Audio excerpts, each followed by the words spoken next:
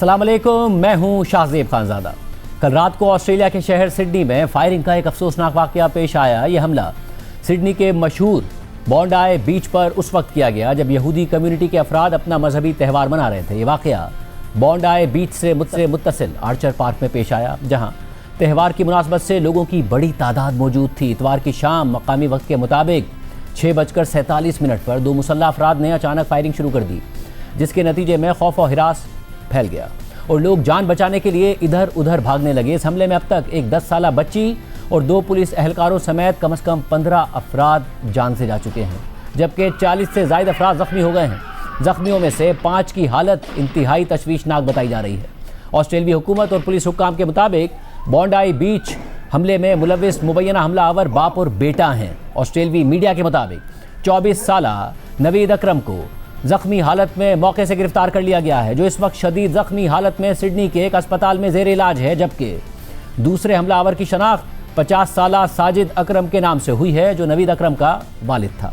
वो पुलिस की जवाबी फायरिंग के नतीजे में मौके पर ही हलाक हो गया। अहम बात यह है कि इस हमले के फ़ौरन बाद इसराइली मीडिया और मगरिब के इंतहाई दाएं बाजू से ताल्लुक़ रखने वाले इंतहा पसंद अनासिर ने हमलावरों के मजहब और उनके आबाई मुल्क की बुनियाद पर इस्लाम और मुहाजिरीन के खिलाफ मनफी प्रोपेगेंडा शुरू कर दिया। और इन्हीं खबरों की बुनियाद पर भारतीय मीडिया ने भी पाकिस्तान मुखालिफ और इस्लाम मुखालिफ मनफी प्रोपेगेंडा शुरू कर दिया। हालांकि अब तक ना तो ऑस्ट्रेलियाई हुकूमत और ना ही पुलिस हुक्काम ने हमलावरों के मजहब या इस बात की कोई बाज़ाब्ता तस्दीक की है कि उनका ताल्लुक़ किस मुल्क से था। अलबत्ता ऑस्ट्रेलियाई हुक्काम ने यह ज़रूर वाज़ेह कर दिया है कि हमलावरों में से एक यानी बाप 1998 में स्टूडेंट वीज़ा पर ऑस्ट्रेलिया गया था, जबकि उसका बेटा यानी दूसरा हमलावर ऑस्ट्रेलिया में ही पैदा हुआ था और पैदाइश के हक़ के तहत वो ऑस्ट्रेलवी शहरी है। इस हवाले से मज़ीद तफसीलात हम आपके सामने रखेंगे, लेकिन इससे पहले ये बात भी बताना ज़रूरी है कि जहां एक तरफ हमला आवरों के मज़हब की बुनियाद पर यह तासुर देने की कोशिश की गई कि उसका मुसलमान होना ही दहशतगर्दी की वजह है, तो वहीं दूसरी तरफ ये प्रोपेगेंडा करने वालों ने इस हकीकत को नज़रअंदाज किया कि इसी हमले के दौरान अपनी जान खतरे में डालकर कई अफराद की जानें बचाने वाला शख्स भी एक मुसलमान था और मुहाजिर था। 43 साला शामी मुहाजिर और फल बेचने वाले शख्स अहमद अल अहमद ने अपनी जान दाव पर लगाकर मुसल्ला हमलावर साजिद अकरम का सामना किया और उससे उसका राइफल छीन लिया, मगर बाद में दूसरे हमलावर की फायरिंग से वो शदीद ज़ख्मी हो गया और इस वक्त अस्पताल में ज़ेर इलाज है। और इस वाक़े की सोशल मीडिया पर वायरल वीडियो में देखा जा सकता है कि पार्किंग एरिया में मौजूद एक शख्स यानी अहमद अल अहमद एक मुसल्ला हमलावर की तरफ दौड़ते हैं, जिसके हाथ में एक लंबी राइफल होती है। अहमद अल अहमद हमलावर पर झपटते हैं, उससे राइफल छीन लेते हैं और फिर वही हथियार उसकी तरफ तान लेते हैं। हथियार से महरूम होने के बाद हमलावर अपना बैलेंस खो बैठता है और पीछे हटते हुए एक पुल की जानिब जाता दिखाई देता है, जहां दूसरा हमलावर मौजूद था। वीडियो के अख्तिताम पर अहमद अल अहमद राइफल को ज़मीन पर रखकर एक दरख्त के साथ रख देते हैं। ऑस्ट्रेलियाई वज़ीर आज़म एंथनी एल्बनीज़ ने हमले के हवाले से होने वाली प्रेस कॉन्फ्रेंस में सहाफ़ियों को बताया कि अहमद अल अहमद ने अपनी जान को ख़तरे में डालकर हमलावर से बंदूक छीनी, जिसके नतीजे में वो खुद शदीद ज़ख्मी हो गए और इस वक्त अस्पताल में उनका ऑपरेशन किया जा रहा है। एंथनी एल्बनीज़ ने मज़ीद कहा कि दोनों हमलावरों के इक़दामात ऑस्ट्रेलियाई मुआशरे के तौर तरीक़ों के बिल्कुल ख़िलाफ़ थे। हमले में अपनी जान दाव पर लगाने वाले शामी महाजिर अहमद अल अहमद कौन हैं और वो कब ऑस्ट्रेलिया आए थे, इस हवाले से अल जज़ीरा ने लिखा है कि 43 साला अहमद अल अहमद को फायरिंग के वाक़े में हमला आवर पर झपटने पर आलमी सतह पर हीरो करार दिया जा रहा है। अहमद के वालिदैन के मुताबिक उन्हें कंधे में 4 से 5 गोलियां लगी हैं, जिनमें से कई गोलियां अब भी उनके जिस्म में मौजूद हैं। रिपोर्ट के मुताबिक अहमद अल अहमद 2006 में शाम से ऑस्ट्रेलिया आए थे। उनकी पैदाइश शाम के सूबे इदलिब में हुई थी। वो ऑस्ट्रेलवी शहरी हैं और पेशे के एतबार से फल फरोश हैं। उनके वालिदैन चंद माह पहले ही ऑस्ट्रेलिया पहुंचे थे, जहां 19 साल बाद उनकी अहमद से पहली मुलाकात हुई। अहमद 2 बेटियों के वालिद हैं, जिनकी उम्रें 3 और 6 साल हैं। अहमद अल अहमद के वालिदैन के मुताबिक अहमद किसी को भी बचाने के लिए हर मुमकिन कदम उठाते हैं, चाहे उसका ताल्लुक किसी भी पस मंज़र या मज़हब से हो। ऑस्ट्रेलिया में होने वाले इस हमले पर दुनिया भर के ममालिक का रद्द-ए-अमल सामने आ रहा है। जहां दुनिया भर के ममालिक ने इस वाक़े की मजम्मत की है, वहीं इसराइली वज़ीर आज़म नेतन्याहू ने ऑस्ट्रेलियाई हुकूमत को इसका ज़िम्मेदार करार दे दिया है और कहा है कि मैंने अगस्त में ऑस्ट्रेलियाई वज़ीर आज़म को ख़त लिखकर इस खदशे का इज़हार किया था। इसके अलावा नेतन्याहू ने हमले के दौरान अहमद अल अहमद की बहादुरी की भी तारीफ़ की है। इसी तरह अमरीकी सदर ट्रंप ने भी ऑस्ट्रेलिया में होने वाले इस हमले की मजम्मत की और उन्होंने बहादुरी का मुजाहरा करते हुए हमलावर का असलहा छीनने वाले अहमद का नाम लिए बगैर उनकी तारीफ भी की। इस सारे मंजरनामे में हमले के बाद ऑस्ट्रेलियाई हुक्काम और मीडिया मोहतात रवैया इख्तियार किए हुए हैं। हुकूमती सतह पर इस वक्त हमलावरों से मुताल्लिक ज़्यादा तफसीलात फराहम नहीं की गई हैं। हुकूमत ने सिर्फ इतना बताया है कि हमलावर बाप बेटा थे। ऑस्ट्रेलियाई वज़ीर आज़म के साथ प्रेस कॉन्फ्रेंस में ऑस्ट्रेलियाई पुलिस कमिश्नर ने हमले की तफसीलात बताते हुए कहा कि हमलावर दो थे और दोनों बाप बेटा थे, जिनमें से बाप मारा गया जबकि बेटा जख्मी है। There were two offenders involved in yesterday's incident. One is deceased. The second is in critical but stable condition in hospital at the moment. The offenders are a 50-year-old and 24-year-old male who are father and son. जबकि ऑस्ट्रेलियाई वज़ीर आज़म के दफ्तर से जारी इस press conference के transcript के मुताबिक एक सहाफ़ी के सवाल पर ऑस्ट्रेलिया के वज़ीर दाखिला टोनी बर्क ने हमलावर बाप और बेटे के बारे में बताया कि बेटा ऑस्ट्रेलिया में पैदा हुआ और ऑस्ट्रेलियाई शहरी है, जबकि बाप 1998 में स्टूडेंट वीज़ा पर ऑस्ट्रेलिया आया था, जो 2001 में पार्टनर वीज़ा में तब्दील हो गया और उसके बाद वो मुतादिद बार बैरून मुल्क सफ़र के बाद रेजिडेंट रिटर्न वीज़ा पर वापस ऑस्ट्रेलिया आया। इस दौरान सहाफ़ी ने पूछा कि क्या वो पाकिस्तान से था, जिस पर ऑस्ट्रेलियाई वज़ीर दाखिला ने कहा कि इस वक्त क्योंकि न्यू साउथ वेल्स पुलिस मामले की इन्वेस्टिगेशन कर रही है, इसलिए मुझे सिर्फ वीज़ा की तारीख के बारे में बात करने की इजाज़त दी गई है, जो मैंने कर दी है। इस दौरान सहाफ़ी ये भी पूछते हैं कि हमलावर का बेटा पहली बार ऑस्ट्रेलियाई इंटेलिजेंस की नज़र में कब और क्यों आया और क्या वो किसी दहशतगर्द गिरोह का हिस्सा था या किसी से मुंसलिक था। इस सवाल के जवाब में ऑस्ट्रेलियाई वज़ीर आज़म एंथनी अल्बनीज़ ने कहा कि बेटा पहली बार अक्टूबर 2019 में सामने आया था। उसका जायज़ा इस बुनियाद पर लिया गया था कि क्योंकि उसका कुछ दूसरे अफराद से ताल्लुक़ था, लेकिन उस वक्त ये नतीजा निकाला गया कि उसकी तरफ से किसी खतरे या तशद्दुद में मुलविस होने का कोई सबूत मौजूद नहीं है। इसके अलावा ऑस्ट्रेलियाई वज़ीर आज़म एंथनी अल्बनीज़ ने आज ऑस्ट्रेलियाई चैनल ABC न्यूज़ को दिए गए अपने एक इंटरव्यू में कहा है कि इस बात का कोई सबूत नहीं है कि ये दोनों हमलावर किसी ग्रुप या सेल का हिस्सा थे। उन्होंने मज़ीद कहा कि मुमकिन है कि आइंदा मज़ीद मालूमात सामने आएँ, लेकिन बज़ाहिर ऐसा लगता है कि इन दोनों बाप बेटे ने अकेले ही कार्रवाई की थी। ऑस्ट्रेलियाई वज़ीर आज़म ने यह भी बताया कि हमलावर बेटा इस वक्त कोमा में है। हुकूमती सतह पर तो फ़िलहाल महदूद मालूमात ही फराहम की जा रही हैं। अलबत्ता ऑस्ट्रेलियाई मीडिया पर जो तफसीलात बताई जा रही हैं उनके मुताबिक 50 साला हमलावर का नाम साजिद अकरम है, जो हमले में मारा गया, जबकि उसके बेटे का नाम नवीद अकरम है, जो कि 24 साल का है और ऑस्ट्रेलियाई वज़ीर आज़म के मुताबिक वो इस वक्त कोमा में है। अब ना ऑस्ट्रेलियाई हुकूमत ने और ना ही ऑस्ट्रेलियाई मीडिया ने हमलावरों के मज़हब का बताया और ना ही उनके आबाई मुल्क का नाम बताया, मगर हमले के चंद घंटों बाद सोशल मीडिया पर यह खबर गर्दिश करने लगी कि हमलावर पाकिस्तानी है। इसके बाद मगरबी इंतहा पसंद और इंतहाई दाएं बाजू के अनासिर ने इन खबरों को नफरत अंगेज़ अंदाज में आगे फैलाना शुरू कर दिया, जिनमें बरतानवी शहरी टॉमी रॉबिन्सन सर फहरिस्त हैं, जो अपने मुहाजिर मुखालिफ और इस्लाम मुखालिफ बयानिए की वजह से मशहूर हैं। टॉमी रॉबिन्सन ने इन झूठी खबरों को शेयर करना शुरू कर दिया, जिसके बाद भारतीय मीडिया और दीगर सोशल मीडिया अकाउंट्स ने भी इन खबरों को बगैर किसी तस्दीक के आगे फैलाना शुरू कर दिया। इस पूरे अमल से न सिर्फ झूठी खबरों का एक सिलसिला शुरू हो गया, बल्कि इससे मुबैयन हमलावर के हम नाम बेगुनाह पाकिस्तानी स्टूडेंट नवीद अकरम की जान को भी खतरा लाहक हो गया, जिसके बाद उन्हें खुद मंजर-ए-आम पर आकर इस मामले से लाताल्लुक़ी जाहिर करनी पड़ी। मेरा नाम नवीद अकरम है और मैं सिडनी में रहता हूँ, ऑस्ट्रेलिया में। वीडियो बनाने का मकसद ये है कि आज एक बड़ा टेरिबल इंसिडेंट हुआ है और बॉन्डाई बीच में एज पर मीडिया रिपोर्ट्स के वो जो शूटर था, वन ऑफ द शूटर, उसका नाम नवीद अकरम था और मेरा भी नाम नवीद अकरम है। तो इस चीज का फायदा उठा के कुछ ट्विटर पे कुछ अकाउंट्स ने मेरी फेसबुक से मेरी पिक्चर उठाई और उस पिक्चर को वो लोग रिलेट कर रहे हैं कि वो बंदा है। मोस्टली ये जो प्रोपेगेंडा है, ये जो मैंने चेक किया है, ये इंडियन अकाउंट्स के थ्रू हो रहा है और मैं सबको ये बात कहना चाह रहा हूँ कि आप लोग इस प्रोपेगेंडे में ना आए और ये एक प्रोपेगेंडा है और अगर आप कोई ऐसी पोस्ट देखें तो उसको आप काइंडली रिपोर्ट भी करें और उस चीज़ को आगे फैलने से भी रोकें।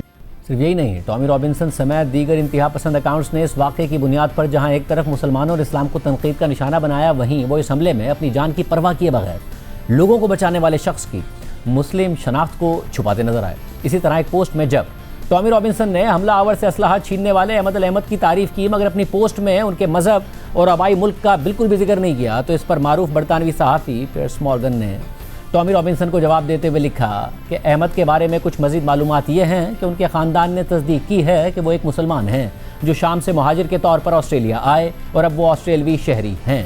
इस सारी सूरत हाल में जहाँ हमलावर की शनाख्त को लेकर पाकिस्तान का नाम लिया जा रहा है, तो इस हवाले से जब आज वज़ीर मुमलिकत बराए दाखिला तलाल चौधरी की प्रेस कॉन्फ्रेंस के दौरान उनसे सवाल हुआ तो उन्होंने हमले की मजम्मत की और कहा कि पाकिस्तान सबसे ज़्यादा दहशतगर्दी से मुतासिर है। प्रोग्राम में आगे बढ़ते हैं। तहरीक इंसाफ की मरकजी क़यादत तो मुफाहमत और ईंट का जवाब पत्थर से ना देने की बात कर रही है, मगर वज़ीर आला खैबर पख्तूनख्वा सुहेल आफरीदी और सूबाई क़यादत सख्त ज़बान इस्तेमाल कर रही है और डी चौक पर एहतजाज का इंदिया दे रही है। वज़ीर आला खैबर पख्तूनख्वा सुहेल आफरीदी ने कल कोहाट जलसे में खिताब करते हुए कहा कि इमरान खान का जेल से हुक्म आ गया है, अगर हम इस दफ़ा जाएंगे तो या तो कफन में वापस आएंगे या आज़ादी लेकर आएंगे। आप लोग डी चौक कर रहे हैं। कुछ टाउट जो रात को मीडिया पर बैठते हैं वो हमें डराते हैं कि गोलियां चलाई जाएगी, गोलियां मारी जाएगी। डरते हो? मेरे पाकिस्तानियों, इमरान खान का जेल से पैगाम भी आ चुका है कि आजादी या मौत, आजादी या मौत। तो अगर हम इस दफा जाएंगे तो या कफन में वापस आएंगे और या आजादी लेकर आएंगे इंशाअल्लाह ताला। जब भी उनकी तरफ से कॉल आएगी आप सबने तैयार रहना है और हमने मिलकर हकीकी आजादी इनसे छीन के लेनी है। ऐसे ही बयानात और ऐलानात इससे पहले साबिक वज़ीर आला अली अमीन गंडापुर भी कई दफ़ा कर चुके हैं। इस दफा ये फैसला कुन जंग के लिए हम निकलेंगे तो अपने घरों में हम बता के निकलेंगे। अगर हम वापस ना आए तो बस ठीक है, फिर हमारे जनाजे पढ़ लेना। इस दफा पूरा पाकिस्तान निकले, एक ही दफा निकले और जान छुड़ाओ यार, चाहे कुछ भी हो जाए। इस दफा सर पर कफन बांध के निकलेंगे। कोहाट जलसे से खिताब करते हुए तहरीक इंसाफ के सूबाई सदर जुनैद अकबर ने कहा कि जिस दिन किसी ने गवर्नर राज की कोशिश की उस दिन आपने इंतजार नहीं करना, गवर्नर हाउस का घेराव करना है। जिस दिन किसी ने ये कोशिश की गवर्नर राज की तो आपने इंतजार नहीं करना। आप रात हो या दिन हो, आपने गवर्नर हाउस का घेराव करना है। सारे की पीस कैसे वहां पहुंचना है। ये सूबाई हुकूमत किसी ने हमें खैरात में नहीं दी और सुहेल आफरीदी को सिर्फ आप इसलिए सपोर्ट नहीं करते कि ये इमरान खान ने दिया। सुहेल आफरीदी को हम इसलिए सपोर्ट करते हैं कि वो मिडिल लोअर क्लास का चीफ मिनिस्टर है और अगर उसको गिराने की किसी ने कोशिश की, चाहे हम में से अंदर हो या बाहर हो, हम उसको जो है घर से निकलने नहीं देंगे। हम हर हालत में अपनी सूबाई हुकूमत, अपने चीफ मिनिस्टर को सपोर्ट करेंगे। आपने किसी के प्रोपेगेंडे में नहीं आना। तहरीक इंसाफ की सूबाई क़यादत जारहाना बयानात दे रही है। साथ ही इमरान खान की बहन अलीमा खान ने एक बार फिर अडियाला जेल जाने और मुलाकात की इजाज़त ना मिलने पर धरना देने का ऐलान कर दिया है। अलीमा खान ने आज मीडिया से बात करते हुए कहा कि कल फिर अडियाला जेल में इमरान खान से मुलाकात के लिए जाएंगे, वहाँ बैठेंगे और वहाँ से नहीं उठेंगे। हमारी मुलाकात नहीं करवाते, पानी फेंक देते हैं, ये कुछ भी कर लें, हम अपने मकसद से पीछे नहीं हटेंगे। कल इमरान खान से मुलाकात का दिन है और आज एक बार फिर मामूल के मुताबिक सलमान अकरम राजा ने इमरान खान से मुलाकात करने वाले नामों की फहरिस्त जारी कर दी है। नुमाइंदा जियो न्यूज़ शब्बीर डार के मुताबिक पीटीआई 6 वकला रहनुमाओं की फहरिस्त अडियाला जेल हुकाम को भेज दी है। फहरिस्त में बैरिस्टर गौहर खान, सलमान अकरम राजा, नईम पंजोता, फताउल्लाह बरकी, नादिया खटक और शमसा कियानी के नाम शामिल हैं। वकला रहनुमा इमरान खान की बहनें और बुशरा बीबी की फैमिली भी मुलाकात के लिए कल अडियाला जेल जाएंगे। हुकूमत पहले ही वाज़ेह कर चुकी है कि मुलाकात का 1% भी इम्कान नहीं है। इससे पहले जब इमरान खान की बहनें गुज़िश्ता हफ्ते मुलाकात के लिए गईं तो मुलाकात नहीं होने दी गई और फिर जब उन्होंने एहतजाजी धरना दिया तो पुलिस ने वाटर कैनन का इस्तेमाल करते हुए धरना ख़त्म करा दिया। अब एक बार फिर अलीमा खान ने कल अडियाला जेल जाने और फिर वहीं पर बैठने का ऐलान कर दिया है। इसके अलावा तहरीक इंसाफ मुसलसल इख्तिलाफात का शिकार है। एक तरफ तो तहरीक इंसाफ की सूबाई क़यादत जारहाना तर्ज अमल इख्तियार किए हुए है और एहतजाज की बात कर रही है, जबकि दूसरी तरफ मरकज़ी क़यादत मुफाहिमाना और मुसालिहाना तर्ज अमल इख्तियार किए हुए है। तहरीक इंसाफ की नई पॉलिटिकल कमेटी के हवाले से भी इख्तिलाफात सामने आ रहे हैं। दूसरी तरफ बार इलेक्शन के मामले पर भी पीटीआई को इख्तिलाफ सामना है। 13 दिसंबर को मुल्क भर में पाकिस्तान बार काउंसिल का इलेक्शन हुआ। हुकूमत के हिमायत याफ्ता इंडिपेंडेंट ग्रुप ने 23 में से 15 नशिस्तें जीतकर वाज़ेह बरतरी हासिल कर ली है। साथ ही असनात मलिक की खबर के मुताबिक वफाकी हुकूमत के हिमायत याफ्ता इंडिपेंडेंट ग्रुप ने पाकिस्तान बार काउंसिल में अपनी पोजीशन मुस्तहकम करते हुए आइंदा 5 साल के लिए अक्सरियत हासिल कर ली है।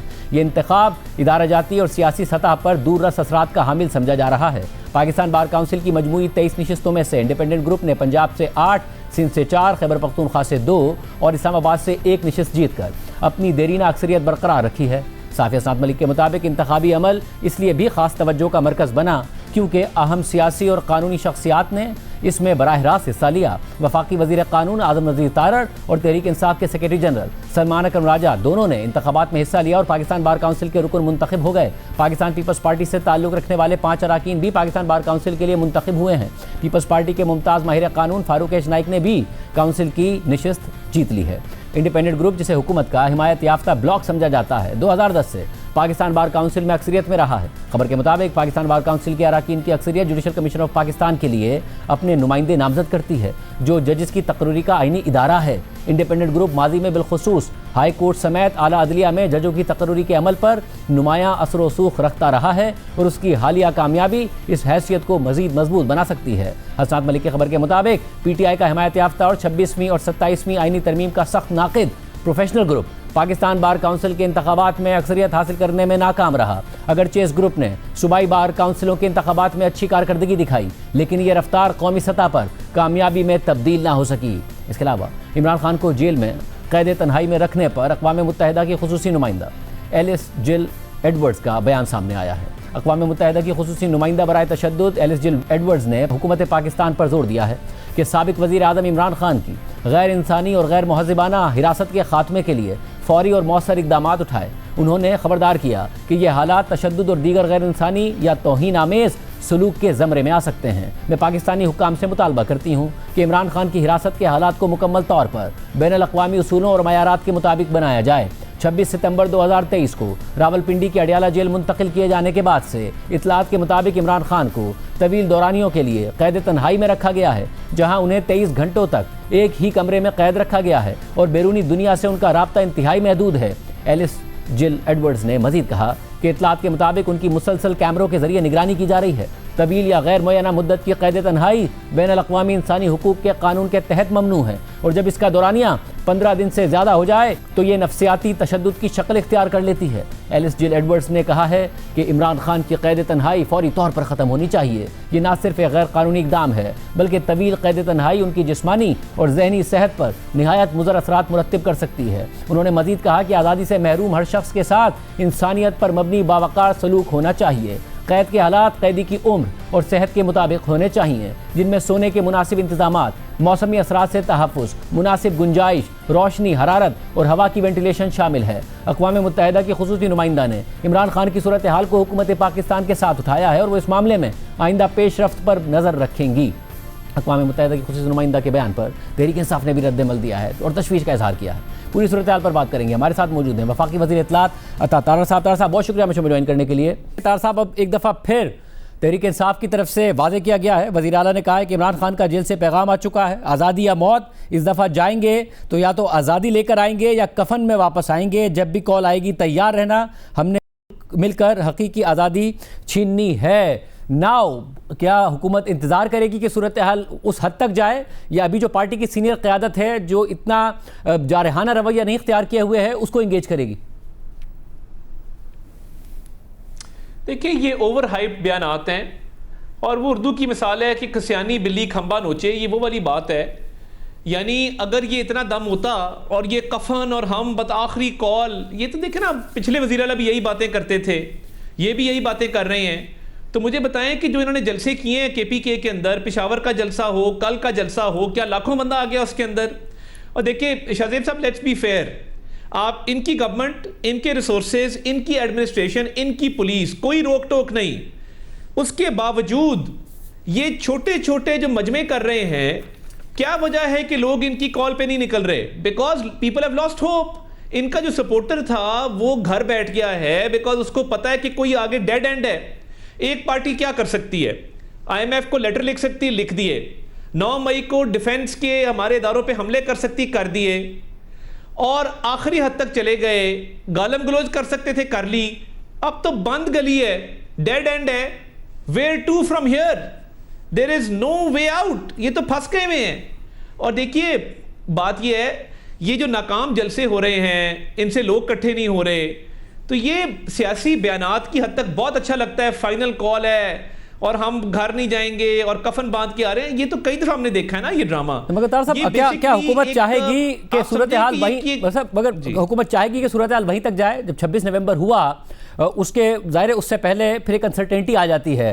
हुकूमत चाहेगी कि सूरत हाल उस तक जाए क्योंकि हुकूमत का ये कॉन्फिडेंस हो गया है कि लोग नहीं निकाल पाएंगे, लोगों को नहीं ला पाएंगे, या फिर हुकूमत इंगेजमेंट की तरफ जाएगी? एक सियासी पार्टी है ना आप, तो आप इंगेज करने की कोशिश करेंगे उन लोगों को जो कि सेन एलिमेंट्स हैं, या फिर तहरीक तहफ़्फ़ुज़ आईन पाकिस्तान जिन्हें मैंडेट दिया हुआ है इमरान खान साहब ने, अचकज़ई साहब हो?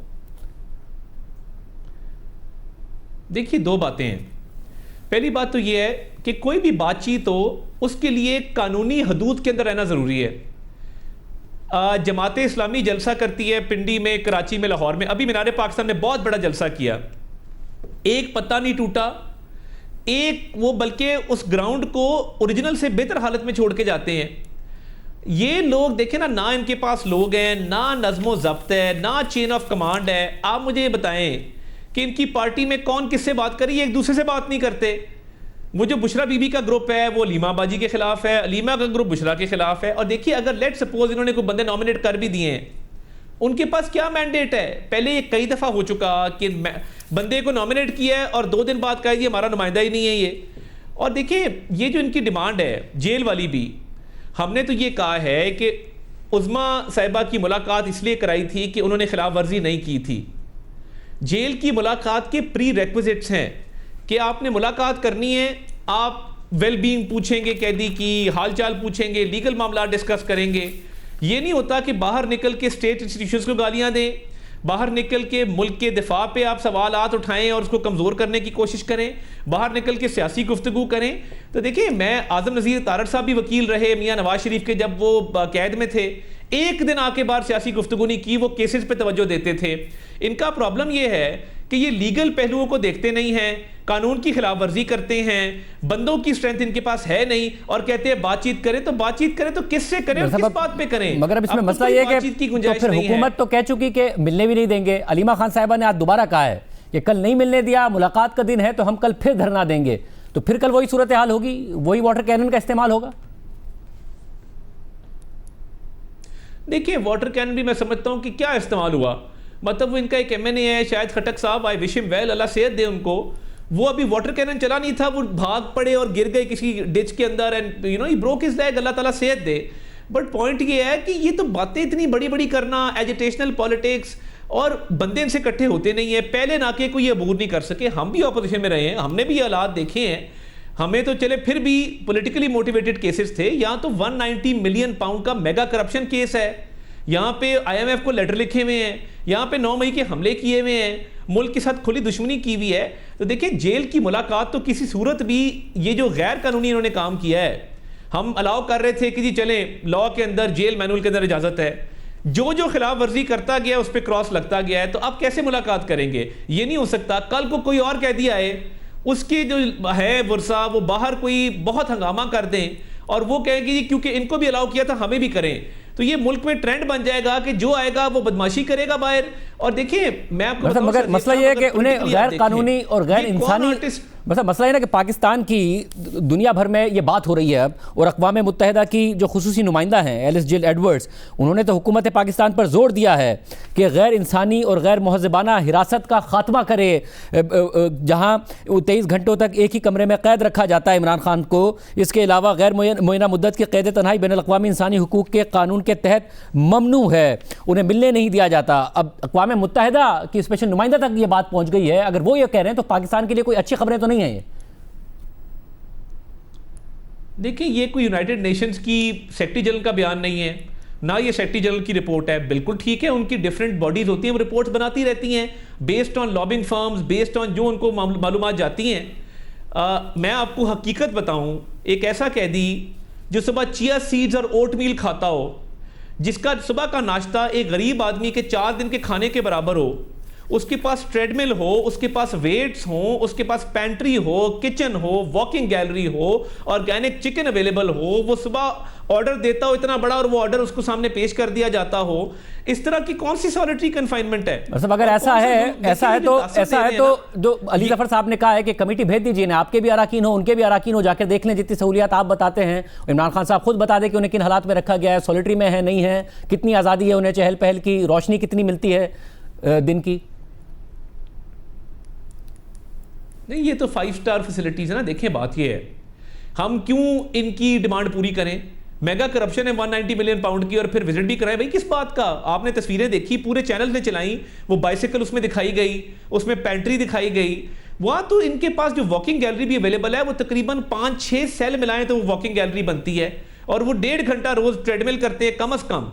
तो देखिए ये फैसिलिटीज जो इनको अवेलेबल हैं और जो तासुर में दिया जा रहा है, तो फिर के मसले कैद तो फिर कैद होती है ना। अगर किसी इंसान को आप 5 स्टार होटल में तमाम फैसिलिटीज के साथ भी कह दें कि आप उस होटल से नहीं निकल सकते और किसी से मिल नहीं सकते, किसी से बात नहीं कर सकते, आप मुकम्मल तौर पर सॉलिटरी में रहेंगे, तो वही उसका भी 3 दिन बाद बुरा हाल हो जाएगा। तो उन्हें अगर बात नहीं करने की इजाजत दी जा रही है, मिलने की नहीं इजाजत दी जा रही है, नहीं बुरा हाल क्या होना है? बुरा हाल तो मुल्क के लोगों का किया है। इनके जो 190 बिलियन पाउंड का केस है मेगा करप्शन का, जिसमें ये अंदर हैं, जो अरबों रुपया स्टेट का इन्होंने खाया उसमें और माफ किया और फिर एक शैम ट्रस्ट बनाया, उसका लीगल जवाब आज तक आया है। मेगा करप्शन का आप स्कैंडल करें, उसके बाद कहें कैद भी ना किया जाए, तो फिर सारे मुल्क के डकैतों को और सारे कातलों को छोड़ देना चाहिए। अगर ये बात है, कैद के उसूलों को फॉलो किया जाए, सियासी तौर पे तो नहीं गए हैं, अदालती फैसले पर नहीं, अदालती फैसले के नतीजे में जो कैद हुई है उस पर बात हो रही है। हाँ, आई टोटली एग्री जी। देखिए कैद के असूल क्या हैं? सियासी गुफ्तगू नहीं होगी, एंटी स्टेट गुफ्तगू नहीं होगी, लीगल मामला डिस्कस होंगे, कैदी की वेलबींग डिस्कस होगी। जो मुलाकातें कराई जाती थी वो जेल मैनुअल के मुताबिक थी। जेल मैनुअल की जब खिलाफ वर्जी हुई है, मुलाकातें बंद होगी। ये खिलाफ वर्जी करना छोड़ दें, जेल मैनुअल को एक्सेप्ट कर लें। और ये जब आते हैं स्टेट इंस्टीट्यूशंस पे हमला करते हैं, ये जब आते हैं सियासी गुफ्तगू करते हैं। और देखिए ये एक हाइप इतनी इस इशू पे, मैं समझता हूँ ये एक इररिलेवेंट इशू है। जेल मैनुअल की खिलाफ वर्जी कोई भी करेगा, मुलाकात बंद होगी। आप जेल मैनुअल के साथ अबाइड करेंगे, मुलाकात हो जाएगी। एक और दावा हार्ड एंड फास्ट जिस तरह इन्होंने एक और का मसला बना लिया। एक और बात जो हुकूमत की तरफ से कही गई थी वो ये कि गवर्नर राज पर गौर हो रहा है खैबर पख्तूनख्वा में। अब तहरीक इंसाफ की तरफ से कोहाट जलसे में कहा गया कि गवर्नर राज लगा तो गवर्नर हाउस का घेराव करेंगे। सुहेल आफरीदी को अगर गिराने की कोशिश की तो हमारे अंदर से हो या बाहर से हो, उसे घर से नहीं निकलने देंगे। हर हालत में अपनी सूबाई हुकूमत और चीफ मिनिस्टर को सपोर्ट करेंगे। क्या अभी भी वफाकी हुकूमत गौर कर रही है इस मामले पर? देखिए गवर्नर राज हमेशा एक कॉन्स्टिट्यूशनल ऑप्शन है। आइन में जिसकी गुंजाइश है, आइन में ये एक प्रोविजन है और वो हर हुकूमत को अवेलेबल होती है।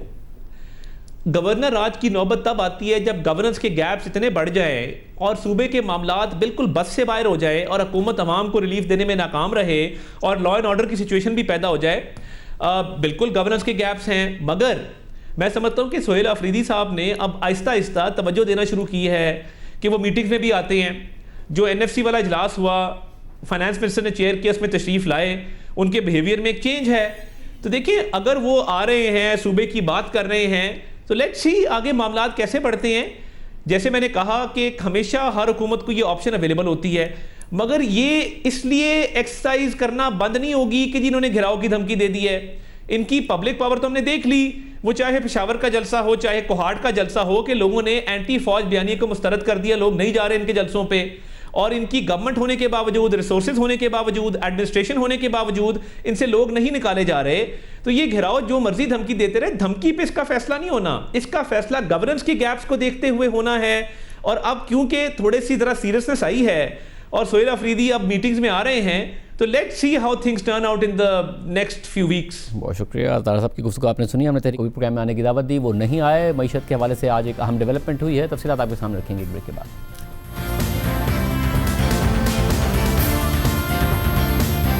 आज स्टेट बैंक की मॉनेटरी पॉलिसी कमेटी ने शरह सूद में 50 बेसिस पॉइंट्स यानी 0.5% की कमी करते हुए शरह सूद 10.5% कर दी है। साथ ही महंगाई, बेरोजगारी, मईशत, फिस्कल और करंट अकाउंट बैलेंस के हवाले से तफसीली तज्जिया भी पेश किया है। मॉनेटरी पॉलिसी कमेटी के एलामिये के मुताबिक कमेटी ने नोट किया कि जुलाई से नवंबर के दरमियान महंगाई 5 से 7% की टारगेट रेंज के दरमियान रही। ताहम कोर इन्फ्लेशन अपनी जगह पर कायम है। ताहम पाकिस्तान में महंगाई के आउटलुक में कोई तब्दीली नहीं आई है, जिसकी वजह दुनिया में कमोडिटी प्राइसेस का निस्बतन कम रहना और मॉनेटरी पॉलिसी स्टांस की वजह से महंगाई की तवक्कात का कंट्रोल में रहना है। मॉनेटरी पॉलिसी कमेटी के असेसमेंट के मुताबिक मुआशी सरगर्मियों में मुसलसल बेहतरी आ रही है, जिसकी वजह हाई फ्रीक्वेंसी इकोनॉमिक इंडिकेटर्स में बेहतरी है, जिनमें इस माली साल की पहली सहमाही में लार्ज स्केल मैन्युफैक्चरिंग में तवक्कात से ज़्यादा इजाफा शामिल है। मगर मॉनेटरी पॉलिसी कमेटी ने यह भी नोट किया है कि बैनुल अक़वामी माहौल अब भी चैलेंजिंग है, खासतौर पर बरामदात के लिए, और इसके मैक्रो इकोनॉमिक आउटलुक पर असरात पड़ सकते हैं। इस पस मंज़र में कीमतों में इस्तेहकाम को यकीनी बनाते हुए मॉनेटरी पॉलिसी कमेटी ने यह महसूस किया कि मुआशी तरक्की को सपोर्ट करने के लिए शरह सूद में कमी की गुंजाइश मौजूद है। कमेटी ने गुज़िश्ता मीटिंग के बाद इन अहम डेवलपमेंट्स को नोट किया है। पहली ये कि 2024-25 के लेबर सर्वे के मुताबिक बेरोजगारी में 2020-21 के बाद से इजाफा हो रहा है। हालांकि गुज़िश्ता सर्वे के मुकाबले में रोजगार में इजाफा हुआ। दूसरी डेवलपमेंट ये कि बड़े कर्जों की अदायगियों के बावजूद स्टेट बैंक के ज़र मुबादला के ज़खायर मुसलसल बढ़ रहे हैं और IMF से 1.2 अरब डॉलर्स की किस्त मिलने के बाद 15.8 अरब डॉलर्स पर पहुंच गए हैं। तीसरी डेवलपमेंट ये कि हालिया SBP IBA सर्वे के मुताबिक कंज्यूमर कॉन्फिडेंस में बेहतरी आई है, ताहम बिजनेस कॉन्फिडेंस मस्बत तो है मगर उसमें कुछ कमी आई है। चौथी डेवलपमेंट ये कि स्टेट बैंक की तरफ से बड़े मुनाफे की वफाकी हुकूमत को मुंतकली के बाद इस माली साल की पहली सहमाई में प्राइमरी और टोटल फिस्कल सरप्लस रिकॉर्ड किए गए। इसके अलावा ग्लोबल इन्वायरमेंट में कमोडिटी प्राइसेस तो कम रही मगर टैरिफ से मुतालिक मामलात और चैलेंजिंग फाइनेंशियल हालात अपनी जगह मौजूद हैं। मॉनेटरी पॉलिसी कमेटी के एलामिये के मुताबिक इन हालात को मद्देनजर रखते हुए कमेटी ने यह नोट किया कि पाकिस्तान में शरह सूद पॉजिटिव है, जिससे मीडियम टर्म में महंगाई को 5 से 7% के टारगेट में रखने में मदद मिलेगी और पायदार तरक्की में मदद मिलेगी। इस तनाजुर में मॉनेटरी पॉलिसी कमेटी इस बात पर दोबारा जोर देती है कि कोऑर्डिनेटेड एंड प्रूडेंट मॉनेटरी और फिस्कल पॉलिसीज का तसलसल बरकरार रखा जाए, साथ ही स्ट्रक्चरल रिफॉर्म्स किए जाएं ताकि मईशत ज़्यादा और पायदार मुआशी तरक्की की तरफ गामजन हो सके। मॉनेटरी पॉलिसी कमेटी के एलामिये के मुताबिक इस माली साल की पहली सहमाई में गाड़ियों, फर्टिलाइजर्स और सीमेंट की फरोख्त और मशीनरी की इम्पोर्ट, ये तमाम अवामिल इंडस्ट्री के लिए मस्बत आउटलुक का इशारा है, मगर इसके साथ साथ एक्सपोर्ट इन्वायरमेंट में जो चैलेंजेस हैं उससे इंडस्ट्रियल आउटलुक के लिए खतरात पैदा हो सकते हैं। एग्रीकल्चर के हवाले से डेटा गुज़िश्ता असेसमेंट को सपोर्ट करता है और गंदम की पैदावार टारगेट से ज़्यादा रहने की तवक्को है। इन अवामिल से सर्विसेज सेक्टर में भी बेहतरी की तवक्को है और इस माली साल में तरक्की की शरह 3.25 से 4.25% रहने की उम्मीद है।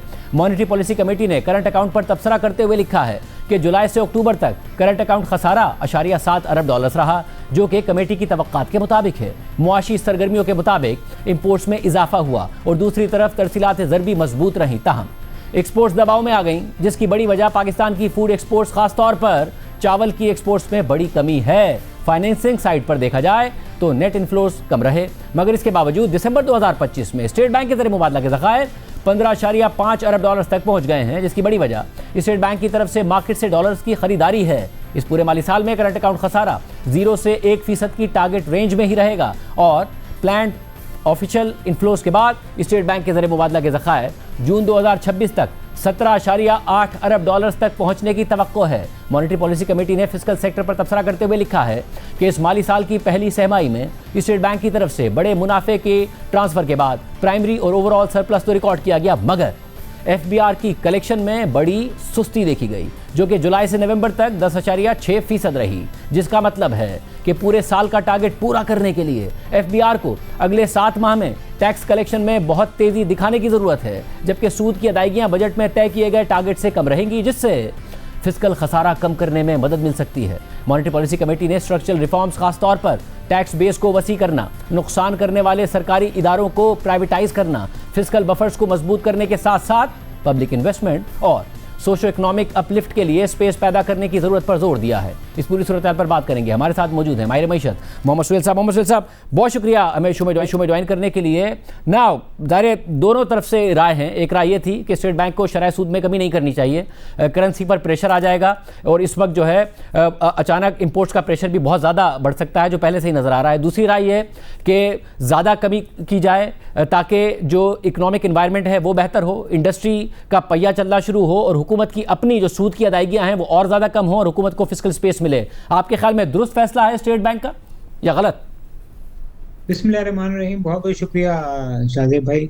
देखिए, ये फैसला तो तवक्कुआत के बरक्स है, क्योंकि जो पोल्स हुए थे, हमने भी क्या था, दूसरों ने भी क्या था, उसमें मेजॉरिटी कह रही थी कि इंटरेस्ट रेट में कमी नहीं होगी और सेंट्रल बैंक अपना कॉशियस स्टांस जारी रखेगा, मगर 30% ऐसे भी लोग थे जो कह रहे थे कि कमी हो सकती है। मेरे पर्सनल ख्याल में ये कोई बुरा फैसला नहीं है, क्योंकि सेंट्रल बैंक ये समझता है कि फ्लड्स के बाद इन्फ्लेशन जो है 5 से 7% बरकरार रहेगा। और उसकी सबसे बड़ी वजह ये भी है कि ग्लोबल कमोडिटी प्राइस तेजी से गिर रही हैं। जो ऑयल की कीमत है वो अमेरिका में $57 हो गई है और बज़ाहिर लग रहा है कि वो नीचे ही रहेंगी। इसके अलावा 2-3 और भी फैक्टर है मेरे ख्याल में जिसने फोर्स किया है कमेटी को अपना फैसले को कम करने का फैसले पर।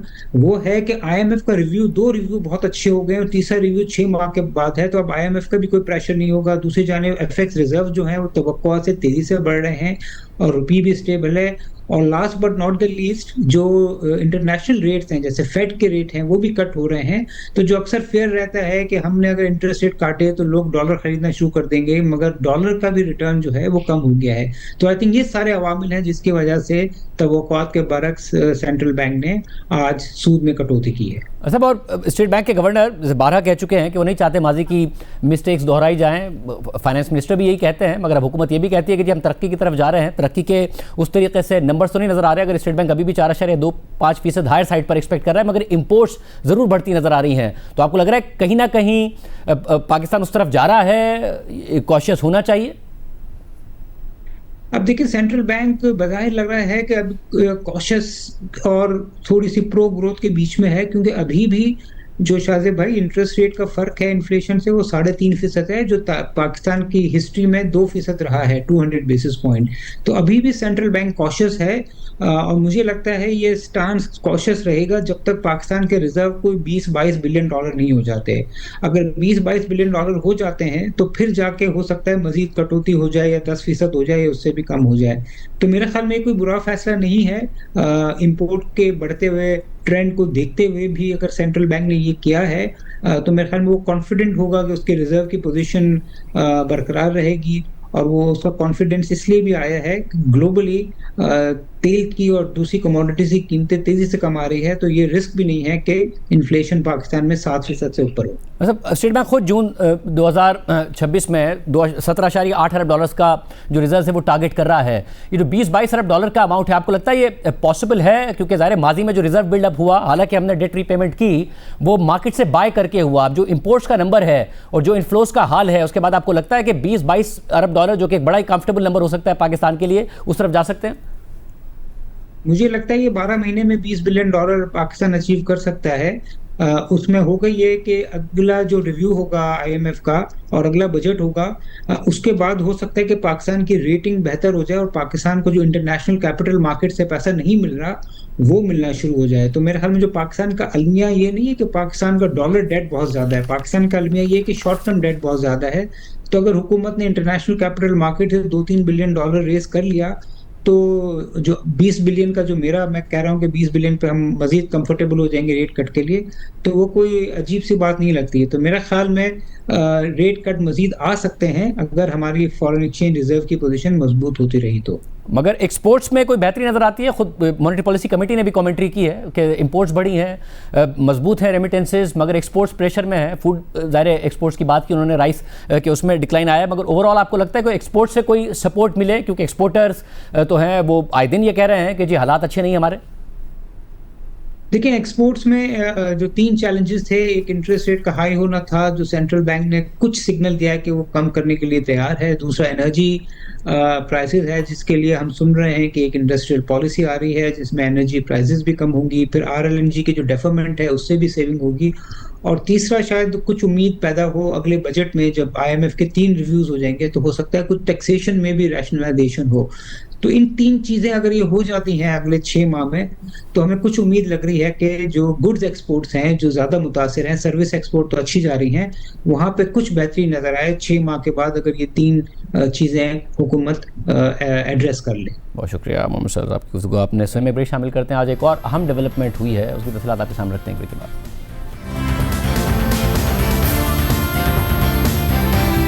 मुल्क की अदालती तारीख में एक अरसे बाद आज दोबारा एक हाजिर सर्विस जज को अपनी ही अदालत में बतौर फरीक पेश होना पड़ा है। ये केस इस्लामाबाद हाई कोर्ट के जस्टिस तारिक महमूद जहांगीरी की मुबैना इनवैलिड डिग्री से मुताल्लिक है। आज जब इस केस की समाअत हुई तो खुद justice Tariq Mahmood Jahangiri Islamabad high court के 2 रुकनी बेंच के सामने पेश हुए, जिसमें चीफ जस्टिस सरफराज डोगर और जस्टिस आजम खान शामिल हैं। जस्टिस तारिक महमूद जहांगीरी ने ना सिर्फ ये कहा कि कुरान पर हल्फ उठा कर कहता हूँ कि मेरी डिग्री असली है, बल्कि उन्होंने चीफ जस्टिस सरफराज डोगर के बेंच में बैठने पर भी एतराज़ उठा दिया, मगर चीफ जस्टिस ने यह एतराज़ भी मुस्तरद कर दिया और साथ ही जस्टिस तारिक महमूद जहांगीरी की केस की तैयारी के लिए वक्त देने की दरख्वास्त भी मुस्तरद कर दी और समाअत 18 दिसंबर यानी जुमेरात तक मुलतवी करते हुए कराची यूनिवर्सिटी के रजिस्ट्रार को रिकॉर्ड तलब कर लिया।